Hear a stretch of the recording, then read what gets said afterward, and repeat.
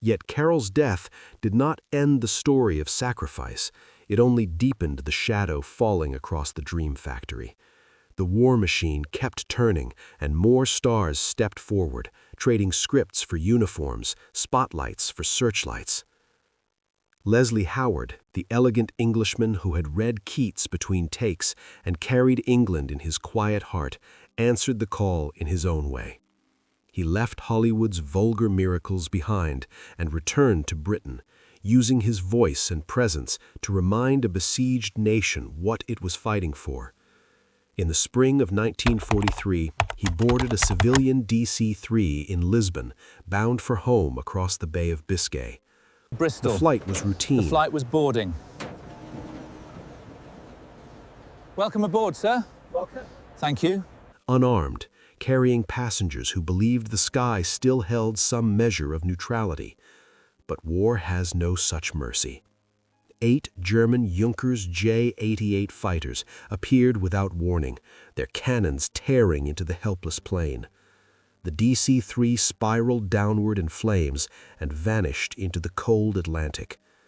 Leslie Howard, the thoughtful Ashley Wilkes, who had once drifted over distant literary landscapes, was gone, along with everyone else aboard. No bodies were recovered, only silence and questions remained. Mistaken identity, perhaps, or deliberate targeting of a voice the enemy feared. In his Surrey home, Ruth and the children learned to live with the empty chair at the table and the books he would never finish reading.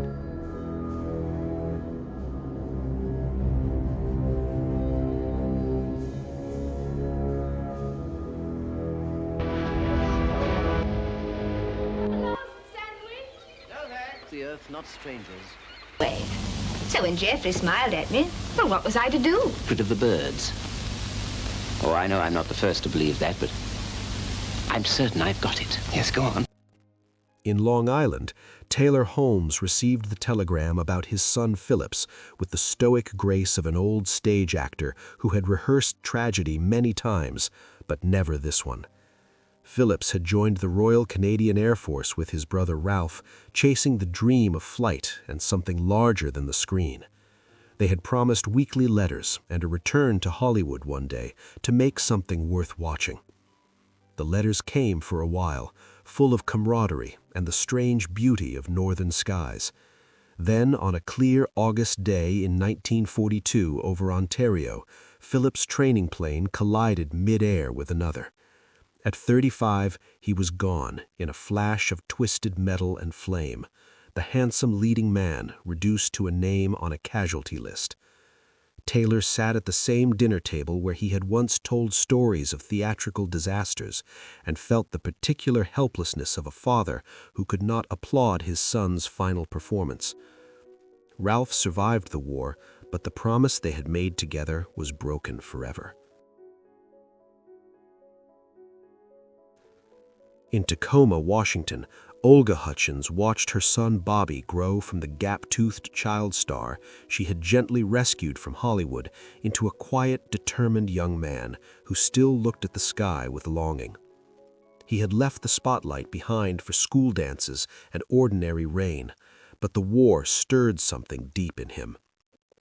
After high school, he joined the Army Air Forces, enrolling in the Aviation Cadet Program with the quiet hope of becoming a pilot and doing something real. In the spring of 1945, as the war in Europe ended and victory in the Pacific drew near, Bobby climbed into a North American AT-6 Texan trainer at Merced Army Airfield in California. During a landing exercise, his plane collided with another in the pattern.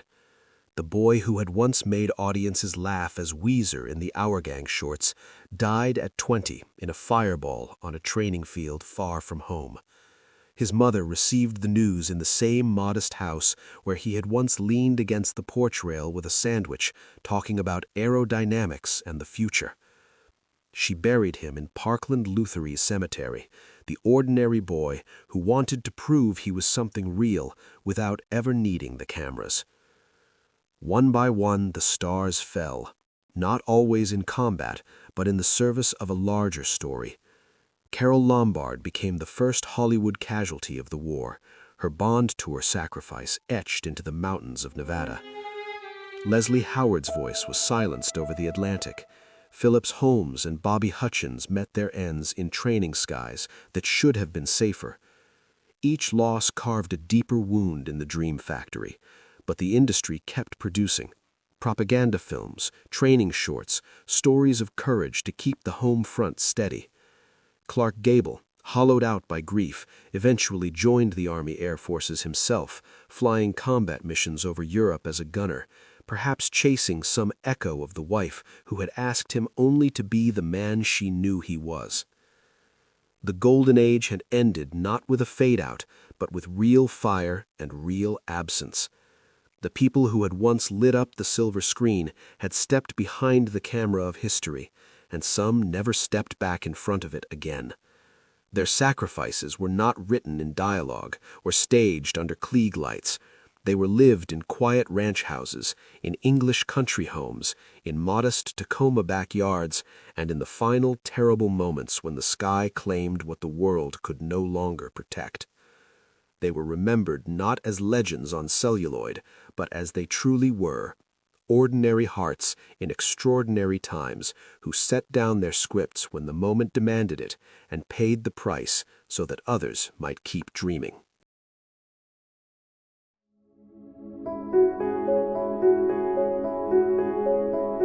The war did not pause for grief.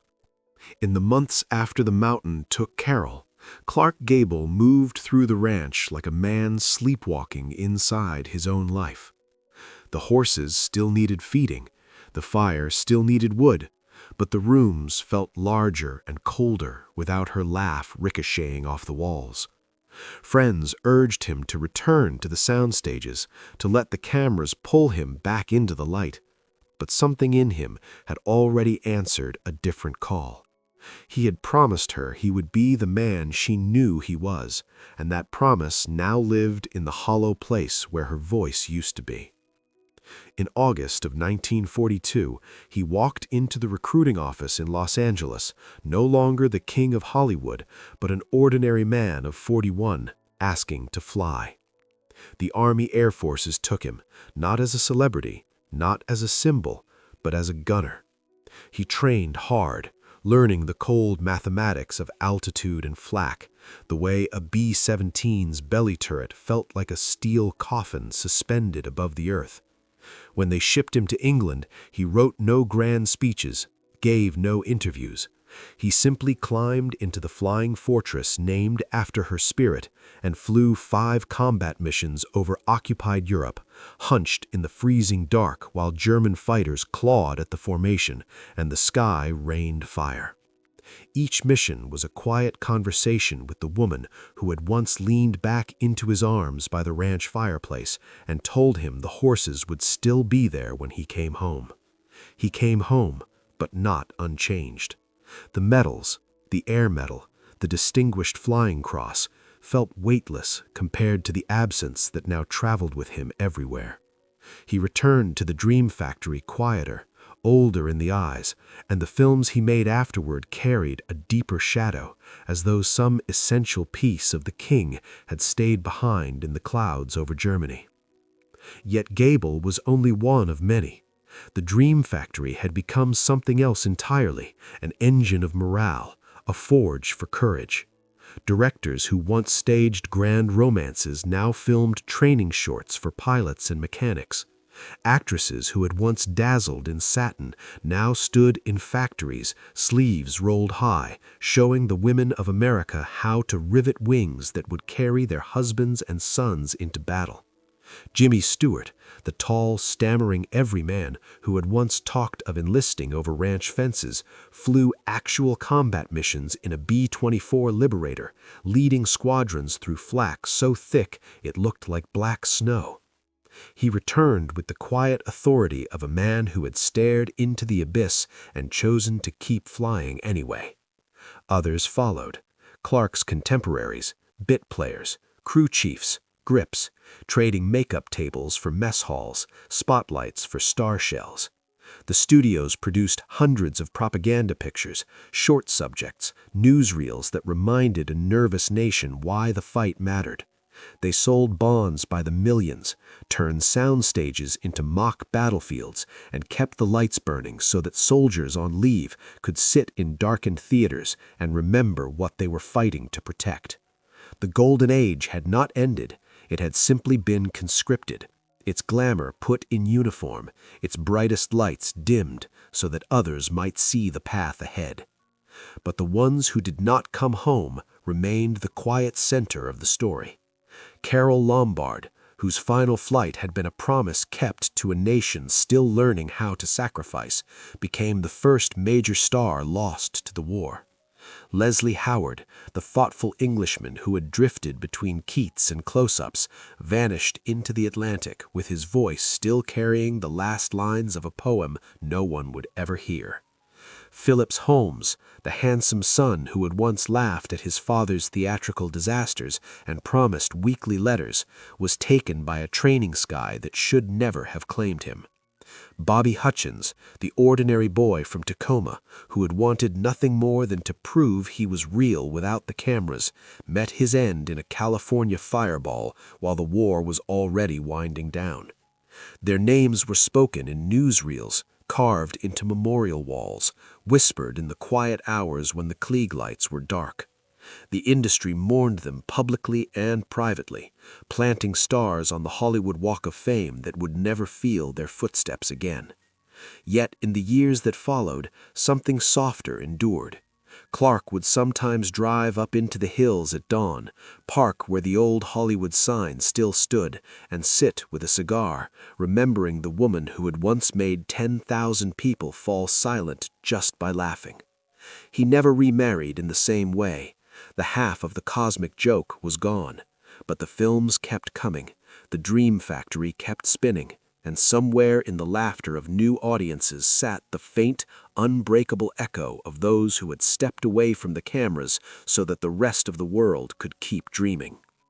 They were remembered not as legends on celluloid, but as they truly were, lovers on ranch fences, fathers at dinner tables, boys looking at the sky from Tacoma porches, women packing suitcases with the quiet certainty that home was worth every risk.